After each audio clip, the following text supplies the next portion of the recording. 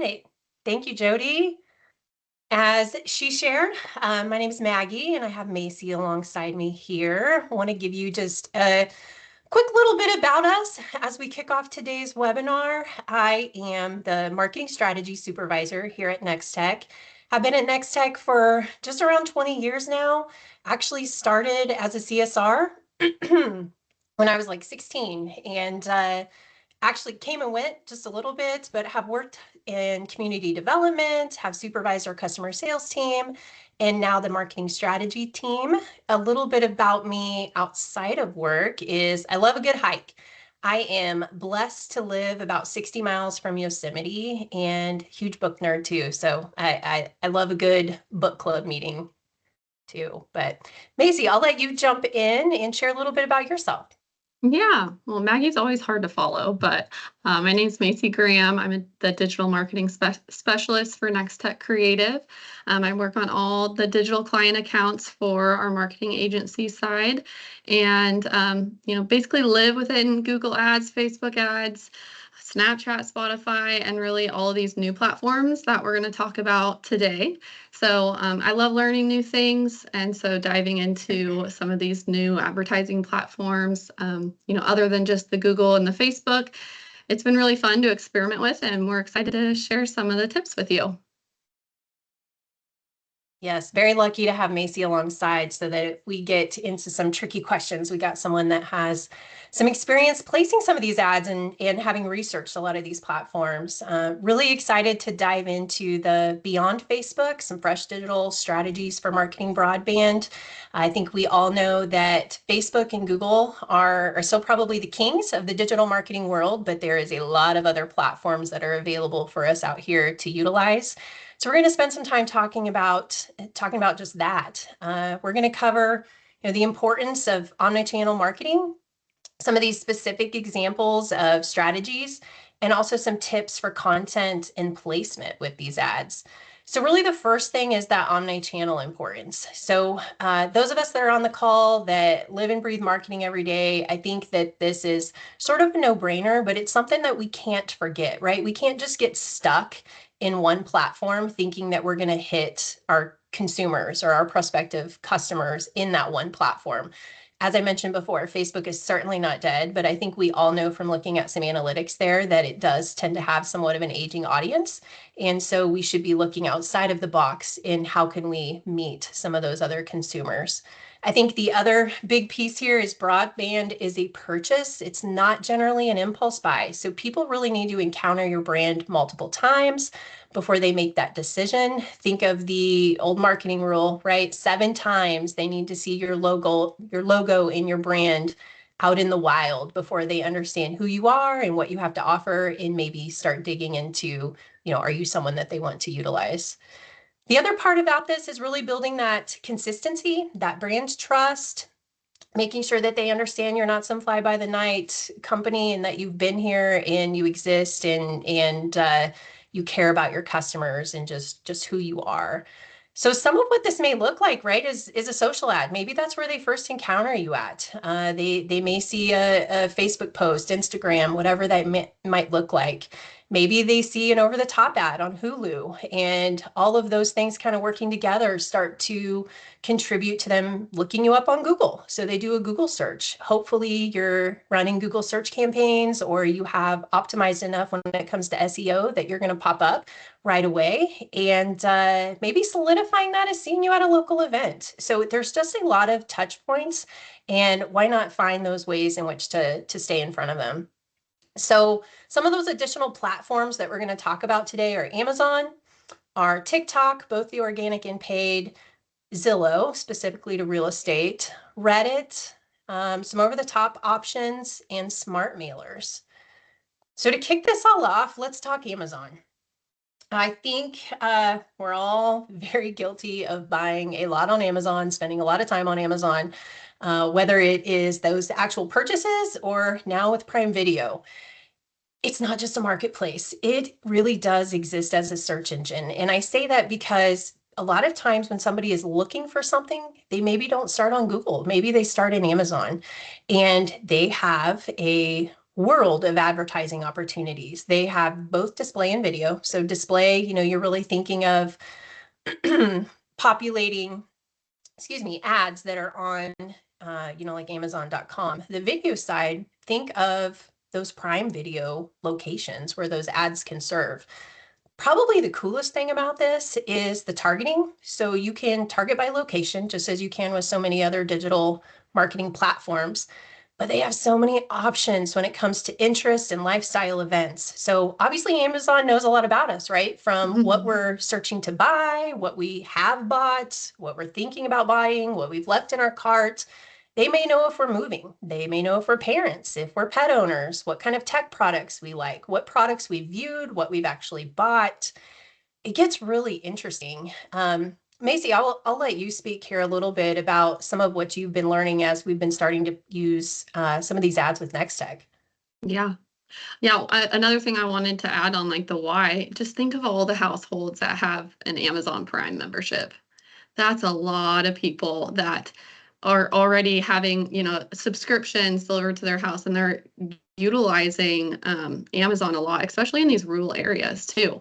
You want things to just come directly to your house. So a few gotchas within the Amazon ad platform that we've noticed. You're not allowed to put promo pricing and headlines like free or a specific date. So they have some specifications on, creatives, what you have to follow. You need to include terms on a landing page if you do have certain, promos on there.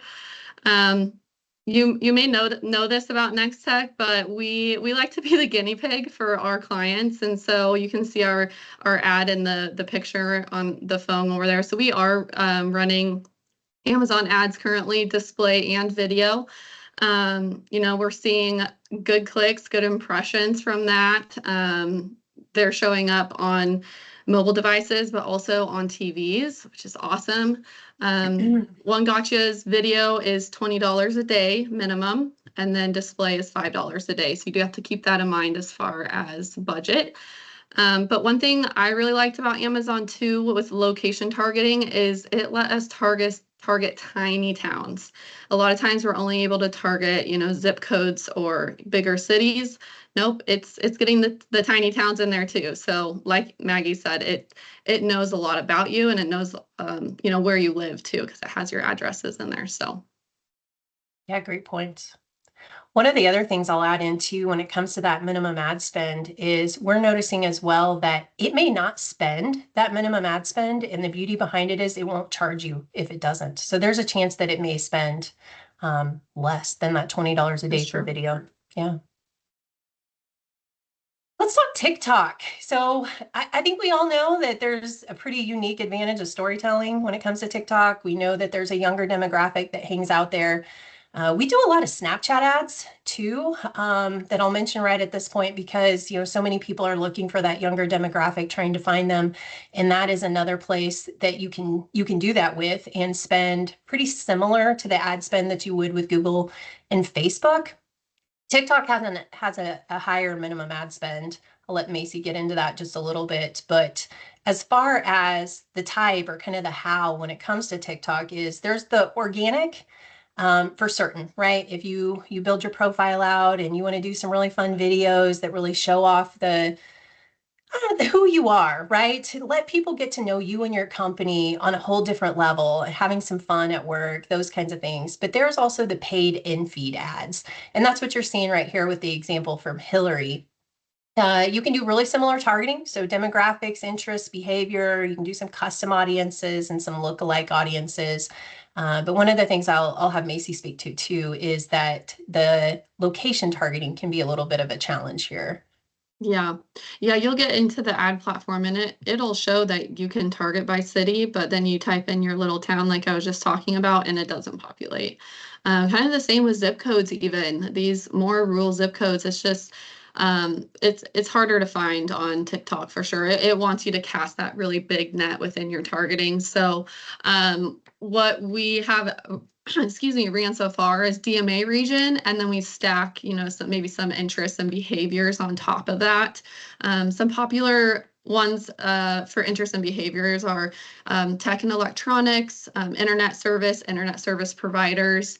You can also retarget the bigger competitors within your area. So if you wanted to, target someone that was interested or had looked at like Spectrum, Starlink, Verizon, AT&T, those all did populate as, bigger competitors that you could, target users that were kind of interested in those things. So I thought that was pretty cool.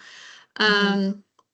We have seen a little bit of more spam on TikTok, I would say, than, other platforms. I think that comes with the bigger net that we were talking about.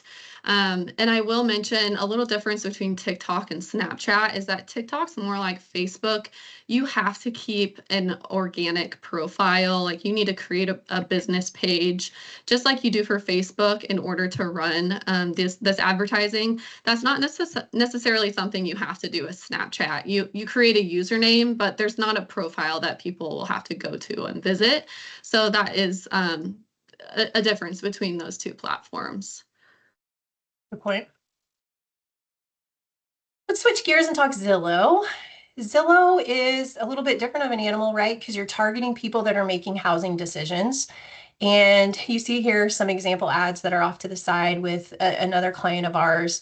Um, Really, the beauty of this is maybe you have people that are moving into your area that you don't think know you exist. I guess a look into the world of Zing Broadband, something that they were facing is they have a lot of people that are moving from a neighboring community that has a national provider presence there. And then they were just moving their services into their community without even hardly looking and seeing that, hey, there's another option here.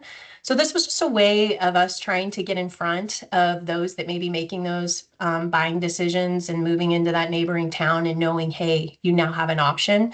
So these are obviously display ads, targeting similar, right? You can go by location and things like that, but because this is property, you can target by property type, home value, and some behavioral retargeting too. I just along with a lot of these other ones, Macy's also encountered some of those gotcha moments. Yeah. Um, so one thing with Zillow, you can set up some different targeting with locations, but you can't have them together. So you're either going to have to decide, unless you want to run two campaigns, you're going to have to decide if you want to target people living within those locations currently, or if you're wanting to target people that are like future location targeting, where they might live out of area, but they're searching for houses in that area. I see pros to both. So I have a few clients that are running two campaigns at the same time, focusing on both of those, or just doing current location or just doing future location. Um, one other thing we've noticed is you can actually, if you are running a Google display campaign, you can target Zillow within your Google display campaign and basically recommend to Google that, hey, I want to show up. I want Zillow to show up as one of my placements. So you can add that to your Google display campaigns. They look a little different than this one that you place directly on Zillow's ad manager.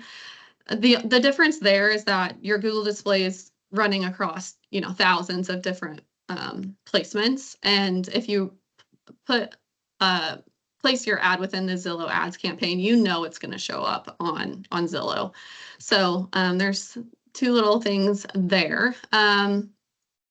Another thing that we have learned is that you have to be, like you can see in our pictures, the images. You don't want to have any. They don't want any text on the images, so they're very very strict with that and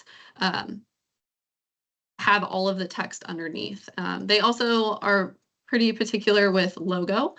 So there are just some things with creative that you have to watch with Zillow in order for it to get approved.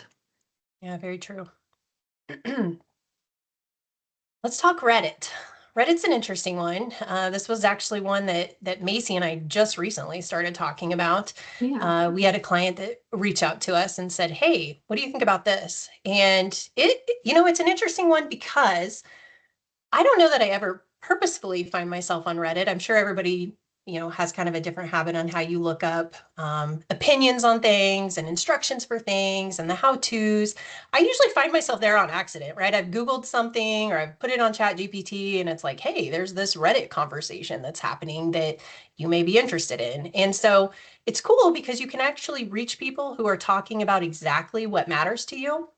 You can do it through display or video, but the targeting can focus on those keywords or those subreddits. So somebody that may be actively, having trouble with their internet or looking for internet providers or, whatever that might be, if it's cameras or any of these other services that we offer, but you can target by town and age and gender, interests, behavior, some custom audiences. There's a lot of tools available there as well.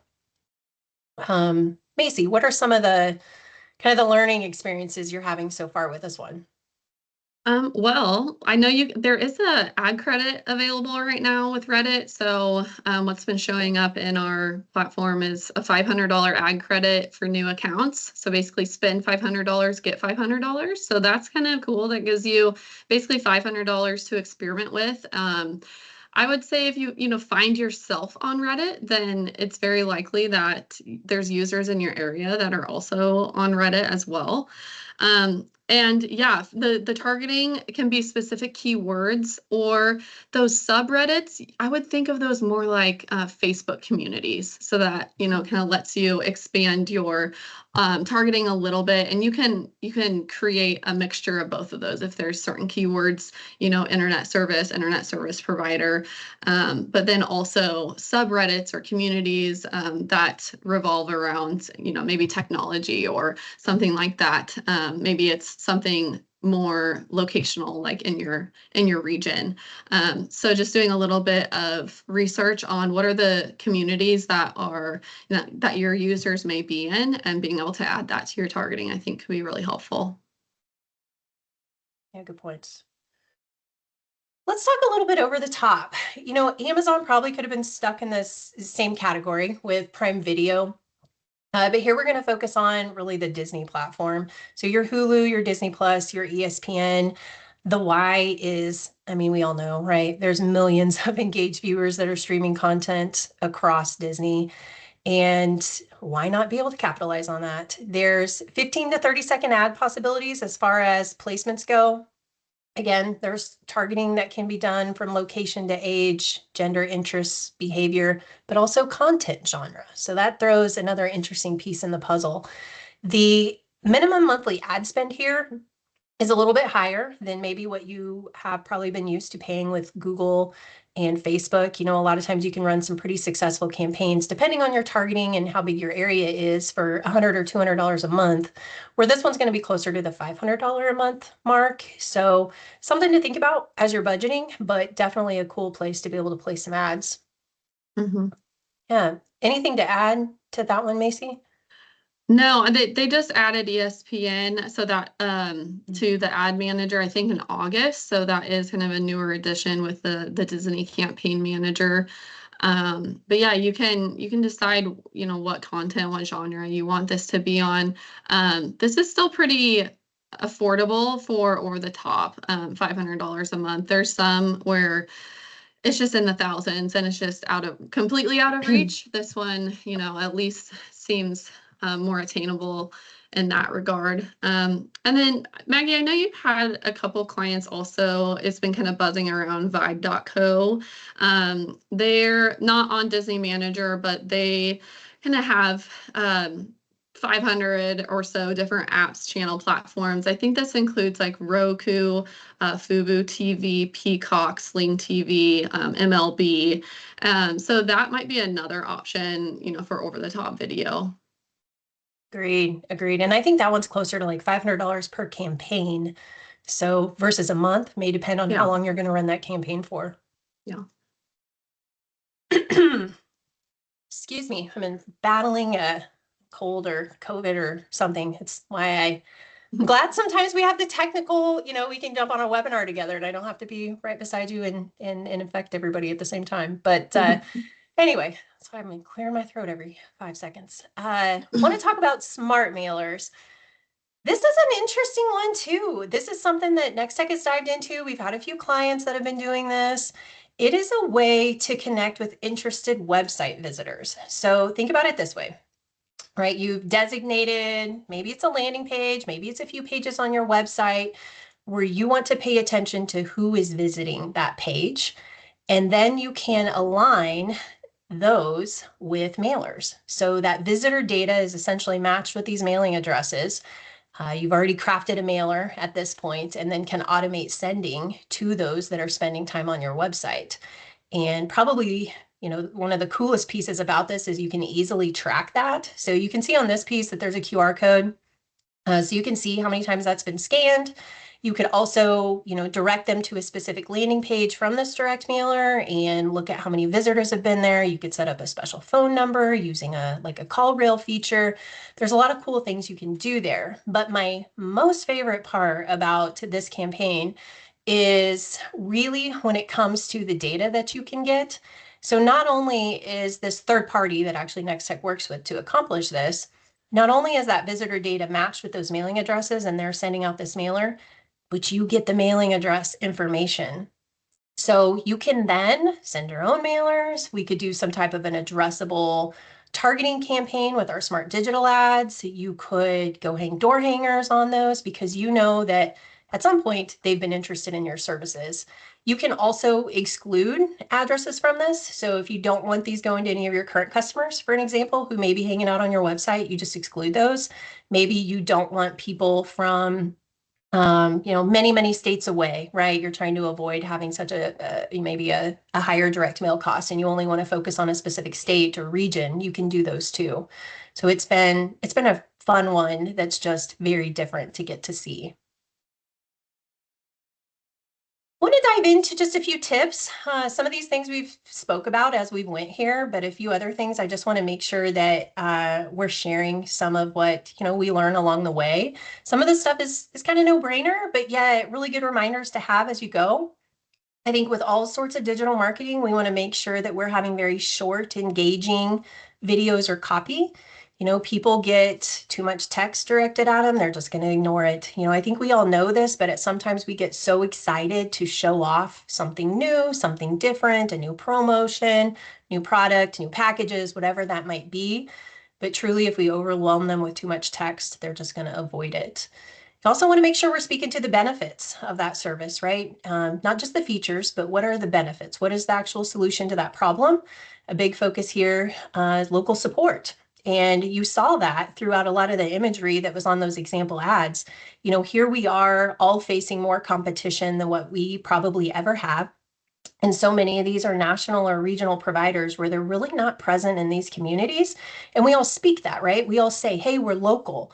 We need to show it. We need to show it. And so making sure that we're incorporating our landscapes, our water towers, our roads, our people, whether it's your employees or customers, into your ads is important. As well as clear call to actions. On those ads, it needs to say what exactly you want them to do. Are they to call you? Are they to go to your website? Are they sign up now, learn more?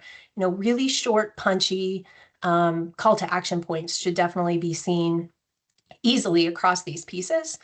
And keep in mind that promotions work, right? In today's world, it's pretty painful to change internet providers because of how many connected devices we all have in our homes. And we got to pay sometimes for somebody to go through the pain to switch to that new provider, whether that's a month free or a bill credit or something to get them to make that decision. Last slide here, really just tips continued. Testing, I think that's really important. We talked about several new platforms here. I think it's cool to try out something new every quarter or twice a year. See how it works for you. Track those analytics, run an ROI. If we can tie exactly who signed up because of what platform was being used or what ad they saw, love to run an ROI and see the return on the ad spend.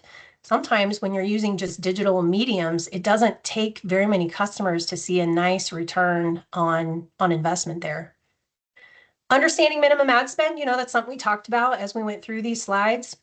Making sure we know what will fit your budget and that and understand how those total up.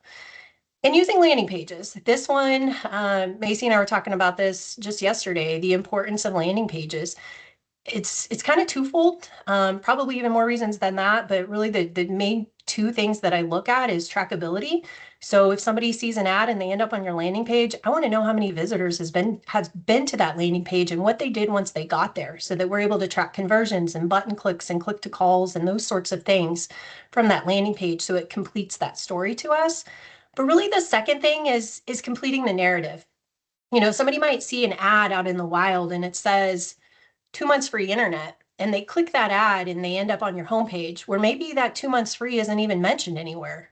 Maybe you have an address validation tool where they plug in their address to see what packages or plans come up. And if that 2 months free isn't shown anymore, and that's really what grabbed their attention, they're probably just going to leave. And so I really think it's important that that landing page continues that narrative, continues to say, hey, come sign up with Nex-Tech. We're giving 2 months free. Fill out this form, put your address in this validation tool, whatever it might be. But that way they don't feel like they've clicked an ad and ended up in a completely different location. With that, I have a URL on the screen. That's our ad agency part of our website.